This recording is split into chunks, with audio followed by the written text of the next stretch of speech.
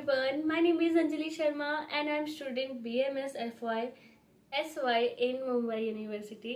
जैसा कि आप सभी जानते हैं कि मैं आप सभी को अभी ट्रेनिंग एंड डेवलपमेंट का पढ़ा रही हूँ, जिसमें हमारे कुछ पॉइंट्स हो गए like scope of training, importance of training, क्यों ज़रूरी है ट्रेनिंग, ट्रेनिंग के फीचर्स और needs and process of training, ये सभी हमने कवर किया। आज हम देखेंगे ऑब्जेक्टिव ऑफ ट्रेनिंग। ट्रेनिंग के क्या ऑब्जेक्टिव है, ट्रेनिंग का क्या गोल है, क्या विजन है, क्या मिशन है, वो देखते हैं।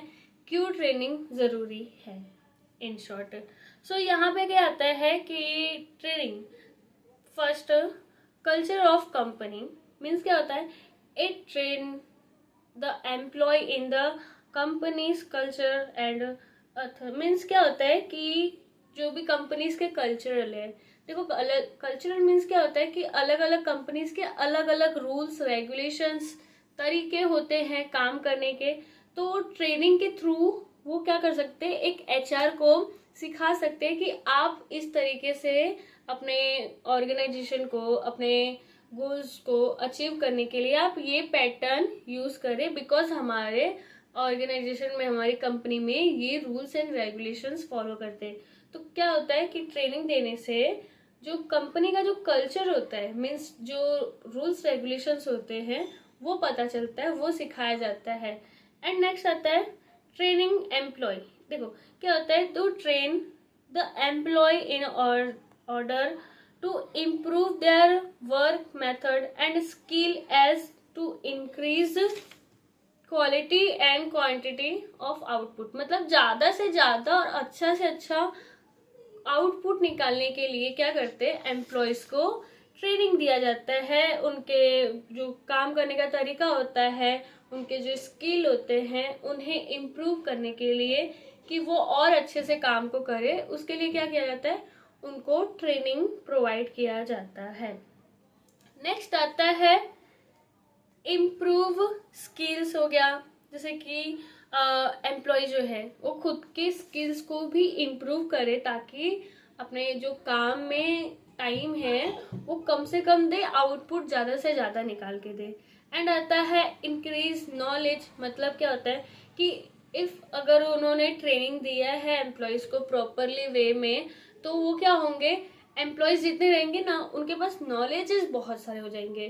बिकॉज अगर हम सभी को देखो, एक एग्ज़ाम हॉल है, वहाँ पे हम लोग को ले जाके सॉरी वहाँ पे ले जाके हमें बिठा दिया गया है कि आपका अभी एग्ज़ाम होगा। बट हमें नहीं पता है कि हमारा एग्ज़ाम किस चीज़ का होगा, कौन से सब्जेक्ट का होगा, क्यों हो रहा है, कुछ भी नहीं, बस आपको एग्ज़ाम देना है। तो वो बच्चे परफॉर्म अच्छे से नहीं कर पाएंगे, हम अच्छे से परफॉर्म नहीं कर पाएंगे, बिकॉज हमें ट्रेनिंग ही नहीं दिया गया, हमें सिखाया नहीं गया है, ना ही कुछ गाइडेंस, ना ही कुछ बताया गया है। तो as compare this students means जो अच्छे से सीखे हैं, पूरे 6 महीने अच्छे से पढ़ाई किए, वो स्टूडेंट या फिर हम, कौन सा बेटर परफॉर्म करेगा, किसके पास नॉलेजेस ज़्यादा होंगे। बिकॉज ओबियसली बी वाले, क्योंकि उनको नॉलेजेस दिए गए, उनको ट्रेनिंग दिया गया, उनको सिखाया गया है, तो अपने नॉलेज को, अपने स्किल को और बाइल्ड कर पाए और बढ़ा पाए। बट हम क्या किए, हमें ना ही सिखाया गया, ना ही कुछ बताया गया, बस एग्जाम हॉल में बिठा दिया गया है। तो परफॉर्मेंस क्या होगा, इम्प्रूव होगा, नॉलेज जो है वो बढ़ेगा।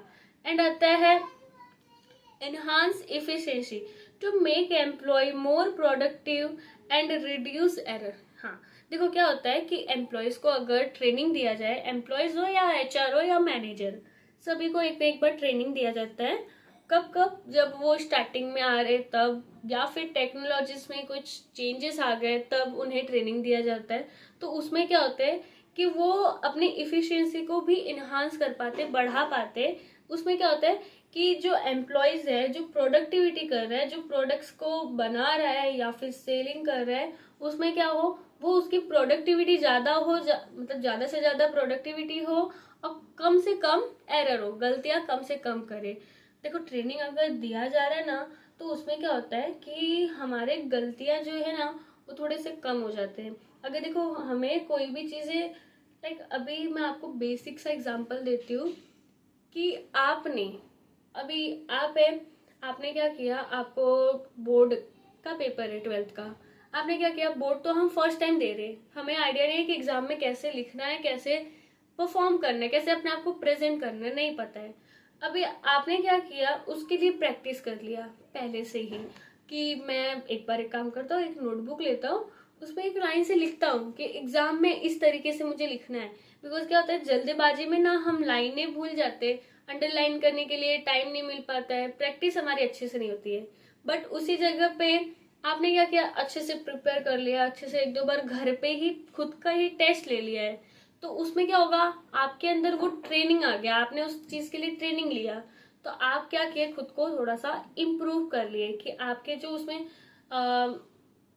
गलतियां जो है, एंड मतलब जब एग्जाम होगा, एग्जाम के दिन, उस दिन आप गलतियां कम करेंगे और अच्छा से अच्छा सोचेंगे, मार्क्स आए आपके। तो अगर आपने पहले से प्रैक्टिस किया, आपने खुद को ट्रेंड किया है, तो आप क्या करेंगे, प्रोडक्टिविटी ज्यादा होगी और एरर्स कम होंगे आपके। नेक्स्ट आता है अडेप्ट टू चेंज। ट्रेनिंग से क्या होता है कि जो भी चेंजेस आए मार्केट में, कभी कभी हमारे टेक्नोलॉजी में आ जाते हैं, कभी कभी हमारे बिहेवियर में भी चेंजेस लाना पड़ता है, तो वो जो चेंजेस है उससे हम ट्रेनिंग के थ्रू खुद को अडेप्ट कर पाते हैं। जो भी चेंजेस आए उसे अडेप्ट कर पाते हैं, कैसे, क्योंकि उन्हें हमें जो भी चेंजेस आए मार्केट में, अभी समझ लो एक सॉफ्टवेयर पे आप बैठे हो, काम कर रहे हो और टेक्नोलॉजी में चेंजेस आ गए, तो उन चेंजेस को अडेप्ट करने के लिए क्या करना पड़ता है, हमें ट्रेनिंग देना पड़ता है। फिर क्या आता है एम्प्लॉयज ग्रोथ, मतलब कि एम्प्लॉयज का भी ग्रोथ होता है, बिकॉज वो ऑलरेडी ट्रेन रहेंगे तो वो गलतियां कम करेंगे, डांट थोड़े कम खाएंगे और अच्छे से परफॉर्म करेंगे। ऑर्गेनाइजेशन अगर ग्रोथ करता है ना, तो जो हमारे लीडर्स होते हैं वो भी खुश रहते हैं हमसे और हम भी हैप्पी हैप्पी रहते हैं। तो उसमें क्या होता है कि एम्प्लॉयज की भी ग्रोथ होती है, उन्हें भी सीखने को मिलता है ट्रेनिंग से। एंड मोटिवेट एंड कॉन्फिडेंस, देखो अगर हमें ट्रेनिंग दिया गया है, कोई चीज हमें आता है, तो एज कम्पेयर दिस जिसमें हमें कुछ भी नहीं आता, उससे तो हम मच बेटर रहते, उससे ज्यादा हम मोटिवेट रहते और कॉन्फिडेंस लेवल भी हमारे अंदर रहता है कि हाँ मेरे को ये चीज आता है, पूछो तुम कुछ भी पूछना है तुमको, तो वो कॉन्फिडेंस लेवल भी बढ़ता है किसकी वजह से, ट्रेनिंग से।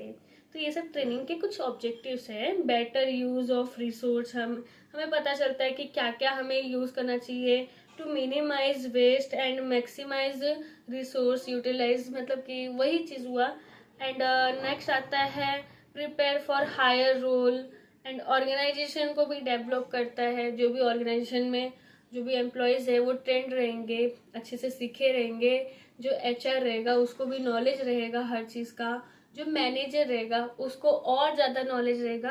तो ये सब क्या करेंगे, तीनों मिल के ऑर्गेनाइजेशन को भी डेवलप करेंगे। सो यहाँ पे हमारे कुछ 10-12 पॉइंट्स मैंने कवर कर दिया, सेम एज इट इज जैसे हमारा पुराना लेक्चर था, मीन्स जस्ट पीछे मैंने नीड्स पढ़ाया, उसमें क्या है, इसके पहले के लेक्चर में सेम पॉइंट्स है, सेम मीनिंग्स है। जैसे क्या आ गया हमारा, कुछ पॉइंट्स, इम्प्रूव स्किल आ गया, इनहेंस नॉलेज आ गया कि नॉलेज को भी इंक्रीज करते हैं, अडेप्ट टू चेंज आ गया, एम्प्लॉय ग्रोथ आ गया, मोटिवेशन एंड कॉन्फिडेंस हो गया, डेवलपमेंट ऑर्गेनाइजेशन हो गया। ये सभी पॉइंट सब सिमिलर है, मतलब ये जितने भी हैं सब एक दूसरे से लिंक्ड है। अगर आपने 5-6 भी सबके पॉइंट्स कवर कर लिए, मीन्स 5-6 अच्छे से कर लिए, तो वो जितने भी हमारे पॉइंट्स हैं, जैसे हमारा ऑब्जेक्टिव हो गया, फीचर्स हो गया, नीड्स हो गया और हमारा इम्पोर्टेंस हो गया, स्कोप, इन सब में भी वो पॉइंट्स को आप ऐड कर सकते हैं एग्जाम के लिए। तो मिलते हैं नेक्स्ट वीडियो में। इस टाइम पे मैंने थोड़ा ट्राई किया है कि थोड़ा सा अच्छे से आप सभी को समझाऊं जो भी चीज़ें हैं। ओके, तो आप सभी को अगर कोई भी मेरे अंदर कमियां दिख रही है कि प्रॉपर नहीं है, ये चीज़ नहीं है, कुछ गलतियां हैं, सो प्लीज़ मुझे कमेंट्स में बताएं, ताकि मैं खुद को इम्प्रूव करने का सोचूं, क्योंकि अभी मैं खुद को इम्प्रूव करना चाहती हूँ। सो प्लीज़ मुझे कमेंट्स में आपसे भी बताएं। मिलते हैं नेक्स्ट वीडियो में। Thank you, bye bye.